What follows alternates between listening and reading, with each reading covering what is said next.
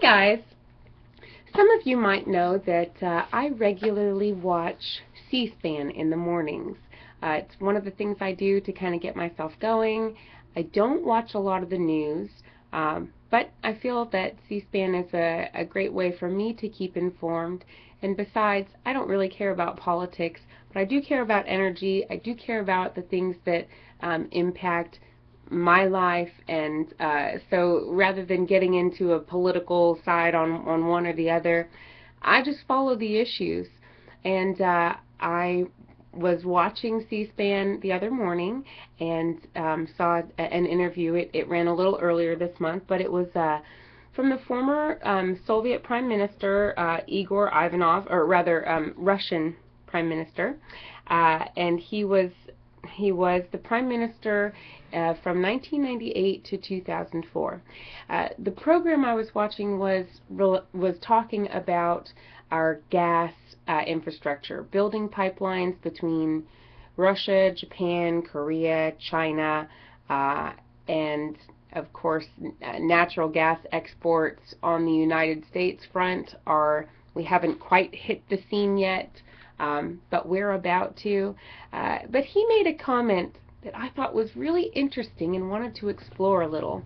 A student asked him what the involvement was between the relationship for gas export and Ukraine. And his response was, you know, we don't want Ukraine. We have Siberia we don't even know what to do with. And I was kind of like, what? Let's just see. Let's see about this. So first off, this prompted me, of course, to find out exactly, because I think I know, but I want to be sure I know what's going on in Ukraine. So CNN put up an article, this was last month, but they're basically talking about 6 questions, what's happening in Ukraine. So you can go and check this article, but this is an excerpt from it. It basically is addressing the bigger picture and asks, is this all about Putin warning the West not to expand into Ukraine and other former Soviet satellite states? So on one hand, you have Ukrainian lawmakers who believe that Putin wants to control Ukraine in an attempt to reestablish a new version of the former Soviet Union, and of course Ukraine would be an important part of that plan. But then again, if Ukraine were aligned a little more closely with Europe, and its economy were able to be revived, then this would not go very well for Russia. CNN closes its article by saying Russia wants to exert its power and influence, and if Ukraine successfully integrates into the European Union and benefits from that partnership, it would be a huge setback for Russia, politically and strategically. So of course I wanted to find out a little bit more about what Igor has to say, and stumbled then onto an article he wrote and that was published in the New York Times. The name of his article is The Risk of a New Cold War. Now, at this point, I want to stop for a second and tell you that politics has everything to do with energy. Energy is the lifeblood that runs through literally every single body in the world. Every civilized nation has power. Every state and every country has its own, to varying degrees, problems with power, and as a nation and globally we are in an energy crisis. So these things are extremely closely tied, as they have been for many years. I want you to understand how. So I'm going to try to make it simple for you.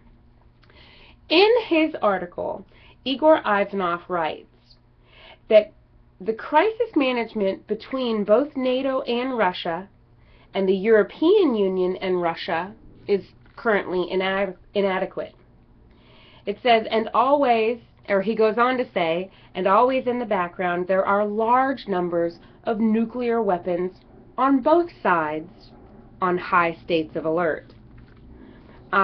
Okay, well that's scary to see him start off an article like that. Of course there's a lot of fluff in the middle of it. We don't care about that. We're going to go ahead and get to the last line.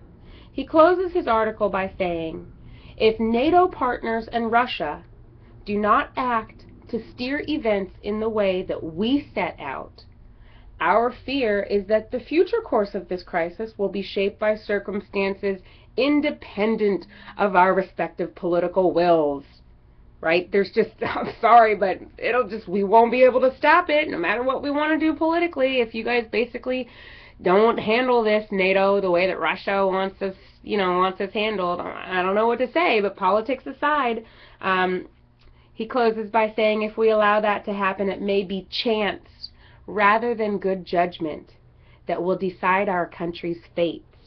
Now, I want to remind you at this point that he titled his article, which was published then in the New York Times, "The Risk of a New Cold War." What a sensitive subject. Some of you know it very well. But for our young YouTubers who might not, let me tell you what Wikipedia says Cold War has defined as Cold War. Wikipedia says the Cold War was the tense relationship between the United States and its allies and the Soviet Union, or USSR, and its allies. This war was unlike any other wars in that the two sides never clashed directly in battle. The fear that the relationship would end in nuclear war did not materialize. I'm sure you heard me say nukes, so let's go ahead and jump back for a second to our friend Igor Ivanov letting us know that both sides are sitting on high states of alert with their nukes. So that's fun to have that backed up in his own words. So basically, at this point, this ties back into gas. So here's the place where we are, my friends and my fellow Americans. We have had our fourth recent channel opened for liquid natural gas. The United States has another 14 channels which are currently in pending status waiting approval. This is good for us. We want to be able to enter this marketplace. We want to be able to enter this marketplace and serve China, who is currently at a disadvantage because they're not tapping their own natural gas. And if you didn't know, you might now want to know that our Barnett Shale, China actually owns 20% of that. They have natural gas resources. They don't know how to get it out of the ground, and they're looking to us to help them figure it out. But currently, they're discussing relationships with Russia because Russia has what the rest of the world needs. So do we. So we have a unique opportunity to support projects like this one. This is an LNG Export Channel in Cove Point, which is on the East Coast. These are not new people to the world of gas. This is simply doing what we have always done as a nation and opening up a channel which gives us an advantage and allows us to enter the marketplace without China being forced to create and solidify that relationship with Russia.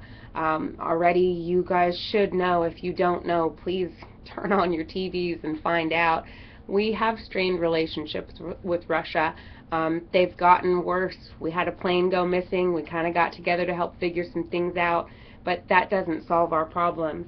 So we need things like this to be approved.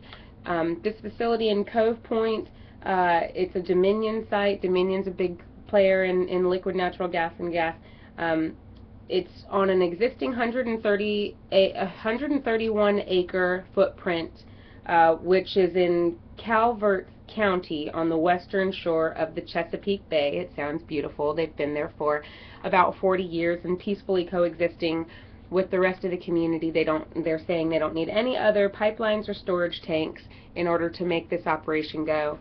And we as a nation are ready to serve the global export markets. So that is your update. That is the promise I've been making to you, to kind of give you some more complicated and in-depth insight as to what happens in our energy markets and why being educated is important.